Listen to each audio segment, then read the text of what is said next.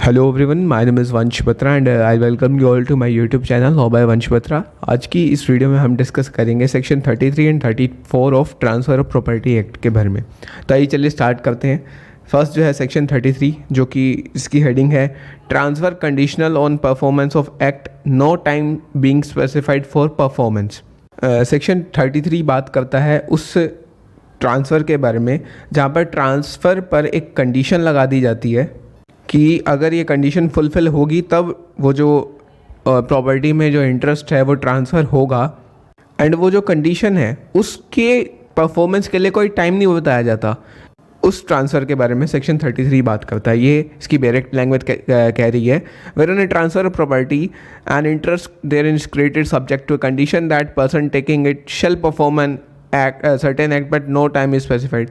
जहाँ पे ट्रांसफ़र हो रही प्रॉपर्टी एक इंटरेस्ट क्रिएट हो गया एंड वहाँ पे कंडीशन लगा दी गई कि वो जो इंटरेस्ट है वो तब ट्रांसफ़र होगा, वो एक पर्सन तब ले सकता है जब वो एक सर्टेन एक्ट परफॉर्म करेगा।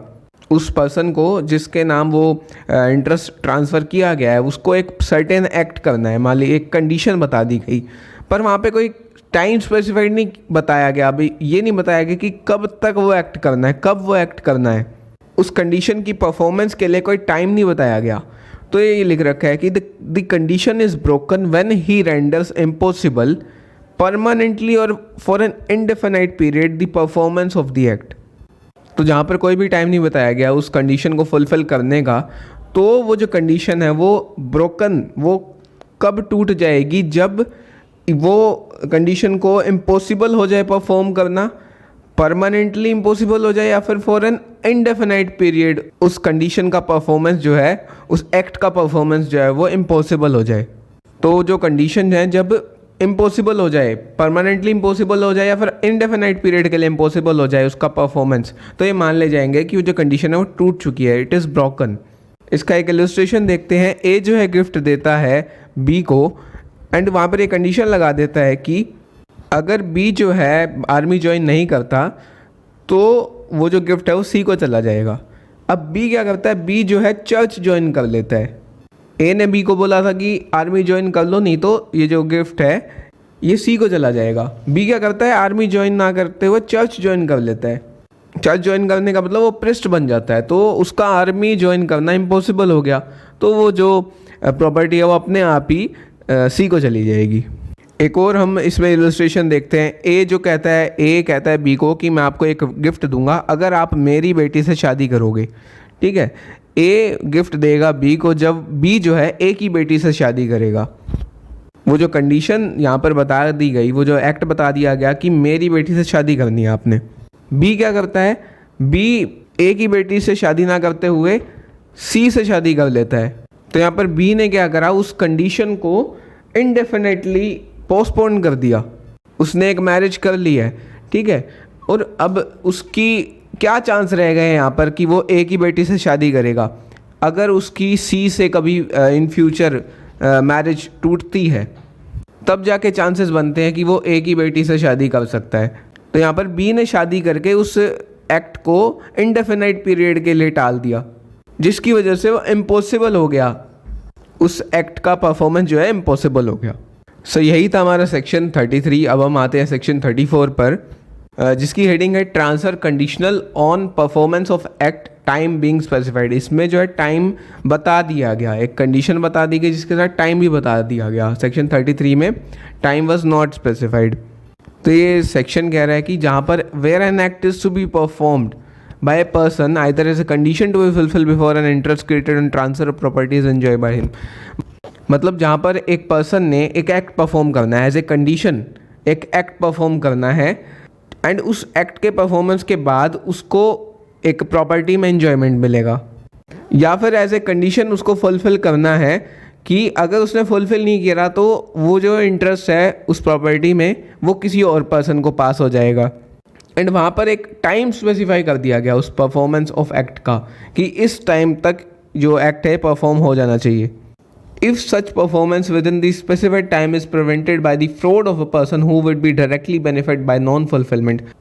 अब यहाँ पर टाइम स्पेसिफाई कर दिया गया उस पर्सन को कि एक साल में 2 साल में कंडीशन फुलफिल करनी है, नहीं तो एन्जॉयमेंट नहीं मिलेगा, या फिर ऐसा होगा कि किसी और पर्सन को पास हो जाएगा वो जो इंटरेस्ट है प्रॉपर्टी में। तो टाइम स्पेसिफाइड है एंड उस टाइम पर क्या हो, जिसको जो पर्सन है जिसको उस एक्ट के नॉन फुलफिलमेंट से बेनिफिट हो रहा है, कि सामने वाला पर्सन अगर ये एक्ट नहीं करेगा, जो कंडीशन बता रखी है वो नहीं करेगा, तो उसको बेनिफिट हो जाएगा। तो ऐसा पर्सन आता है एंड वो फ्रॉड कर देता है, एंड जो वो पर्सन फ्रॉड करता है उसकी वजह से जो सामने एक्ट बताया गया था स्पेसिफाइड टाइम में वो नहीं होता पूरा। तो such further time shall as against him be allowed for performance the act as shall be requisite to make up for the delay caused by fraud.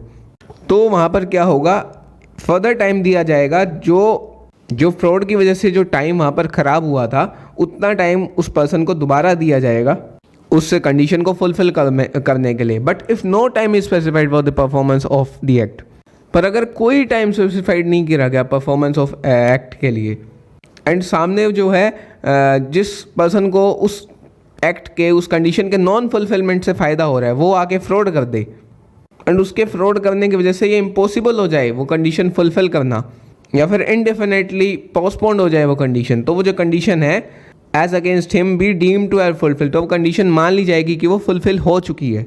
इससे रिलेटेड हम इलस्ट्रेशन देखें, अच्छे से समझ आएगा ये सेक्शन। ए जो है ट्रांसफ़र करता है बी को एक प्रॉपर्टी, एंड वहाँ पे एक कंडीशन लगा देता है कि अगर जो बी है वो 1 साल के अंदर अंदर इंग्लैंड नहीं गया तो वो जो प्रॉपर्टी है वो सी को पास हो जाएगी। अब सी यहाँ पर कौन है, सी को अगर जो बी है, बी मान लीजिए इंग्लैंड नहीं गया 1 साल के अंदर अंदर, तो वहाँ पर सी को बेनिफिट होना है। C is that person who is getting benefit from the non fulfilment on the part of B. अगर बी अपना परफॉर्मेंस नहीं करता तो सी को यहाँ पर फ़ायदा होना है। सी क्या करे, फ्रॉड कर दे एक तरीके से, एंड फ्रॉड करके वो बी को रोक ले इंग्लैंड जाने से 1 साल के अंदर अंदर। सी क्या कर सकता है, सी मान लीजिए पासपोर्ट छुपा दे बी का, या फिर और ऐसी कोई हरकत कर दे जिसकी वजह से जो बी है इंग्लैंड ना जा पाए, एंड जिसकी वजह से वो जो बी है वो थोड़ा सा ज़्यादा टाइम ले ले, डिले हो जाए, 1 साल से ज़्यादा टाइम ले ले। तो वो जो डिले हुआ है बी के पार्ट पर, वो इंग्लैंड 1 साल में ना जा पाए, तो जितना डिले सी ने करवाया है फ्रॉड के जरिए, वो जो डिले है वो एक्सक्यूज है, उतना टाइम और दिया जाएगा वहाँ पर बी को इंग्लैंड जाने के लिए। ये जो है बट से यहाँ जो बेयर एक्ट में है उसमें but if no time is specified से पहले जो कंडीशन बताई गई थी, एंड ये जो बताया गया कि but if no time is specified, and इसी मान लीजिए इसी इलस्ट्रेशन में कोई टाइम नहीं स्पेसिफाई करे, ए जो है बी को कह दे कि आपने इंग्लैंड जाना है, नहीं गए तो सी को ये प्रॉपर्टी ट्रांसफ़र हो जाएगी। अब यहाँ पर सी क्या करे, सी कोई ऐसी हरकत कर दे, कुछ ऐसा फ्रॉड कर दे जिसकी वजह से बी जो है सारी अपनी ज़िंदगी फ़ौरन ही ना जा पाए। तो यहाँ पर वो जो नॉन परफॉर्मेंस से सी को बेनिफिट हो रहा है, सी ने वो एक्ट करा है, फ्रॉड किया है, तो यहाँ पर बी जो है, बी को जो कंडीशन बताई गई थी, the condition shall as against him be deem to have been fulfilled, वो कंडीशन जो है फुलफिल मान ली जाएगी कि ये पूरी कर चुका है जो बी है। ये जो सेक्शन है सेक्शन 34, ये 2 मैक्सिम्स पर बेस्ड है। 2 मैक्सिम कौन सी हैं, ये है फर्स्ट है मोलस कोमोडम कैपरी प्रोटेस्टेड इंजूरिया सुआ प्रोपीरिया। इसका मतलब है कि no one can take advantage of his own wrong, कि खुद गलत काम करके वो एडवांटेज कोई भी पर्सन नहीं ले सकता। यहाँ पर सी जो एडवांटेज नहीं ले सकता उस चीज़ का। एंड दूसरी मैक्सिम है राउस इट डॉलस नेमेनी पेट्रोसिनारी डिबेंट, मतलब कि fraud and deceit ought not to benefit any person, कि फ्रॉड जो है या फिर कोई धोखाधड़ी जो है उससे जो है किसी को बेनिफिट नहीं होना चाहिए। जो सेक्शन 34 है इन दोनों मैक्सिम्स पर बेस्ड है। सो यही है हमारा सेक्शन 33 एंड 34। आपको होप सो वीडियो अच्छी लगी होगी। वीडियो अच्छी लगी तो प्लीज़ लाइक कीजिए, एंड कोई डाउट रहता है कमेंट कर सकते हैं। आप कोई और वीडियो चाहिए उसके लिए भी कमेंट कर सकते हैं। So that was it for today. Have a nice day.